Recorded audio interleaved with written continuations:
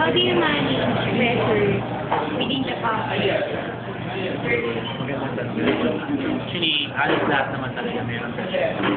Maraming kasama yun. In terms sa sales, pressure yan. In terms sa staff, pag halimbawa may mga pasaway na staff or something, so pressure pa rin yun. So, kailangan lang talaga.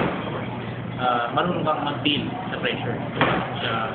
Paano makapag-focus sa pressure na nakikita. So, marami kasi manage pressure. Kailangan na siguro yung readiness, especially sa management. Kasi expected mo na yan, may mga pressure sa darating sa'yo.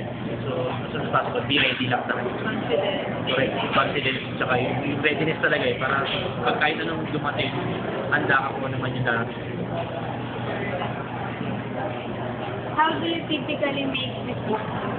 Typically make decisions, actually, kailangan mabilis, tsaka focus talaga dyan eh. So, ano yun, level kasi actually we have a complaint then. So, normally, we investigate things para mas then we approach the guest because kung naging kaya na we wow them back. Yung experience na nila ito, naging masama man.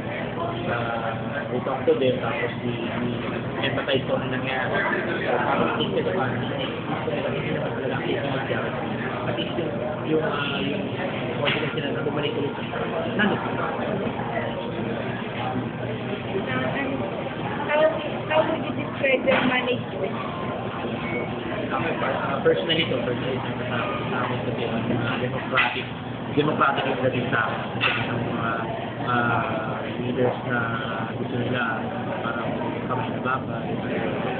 Sa akin democratic yung kung kaya nilang gawin. Binabayaan ko sila. As much as possible na. Kailangan standard ko. Yung the standard sa company pa. Okay. Depende kasi sa... yung mga nila, mga ideas nila. Siyempre, lahat naman yung mga ideas.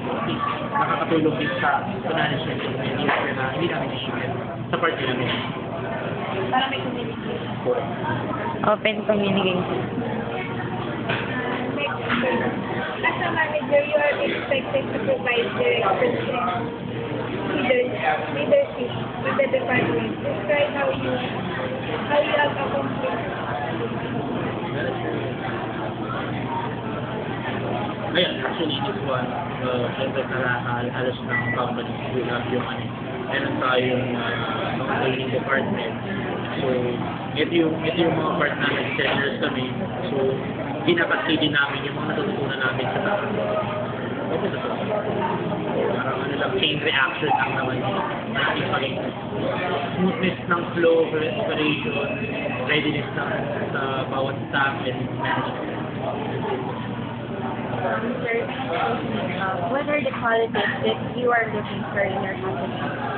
Ito, actually, ang pinaka-main namin, yung gusto nila yung trabaho nila, love of their work. Sa part nyo, your HRM students, mostly pag sa graduate level, sumasabay sa field nyo talaga. So mostly, nakikita namin na gusto namin makuha. Yung gusto nila yung ginagawa namin. Love for the job. Enjoy. Nag-i-enjoy sila. Enjoy na hindi magulo or something. Hindi yung enjoy na challenges. Hindi nag-i-enjoy sila na sport na wala. Pag nalito sila, masaya sila habang naglalaro. Habang nagtatrabaho sila. Hindi sila naiiyago sa mga kasama. Kasi may mga kasama sila naiiyago sa guest. Mostly, relationship with yung guest at saka yung Sir, the last question, what advice can you share to us? Yeah. Ito, isang part sa akin, sa part ko kasi, 10 years na ako sa company. Yung love for the job talaga. So, yun talaga yung ano ko eh. Pag sabi nga nila, pag ano na gusto yung ginagawa, yung lumipat ka. Yan ang gusto mo. Yung love for the job talaga. Okay, talaga yun. Sa part ko, love for the job. Sir, thank you. No. Thank you po, sir. Thank you. Thank you for the time.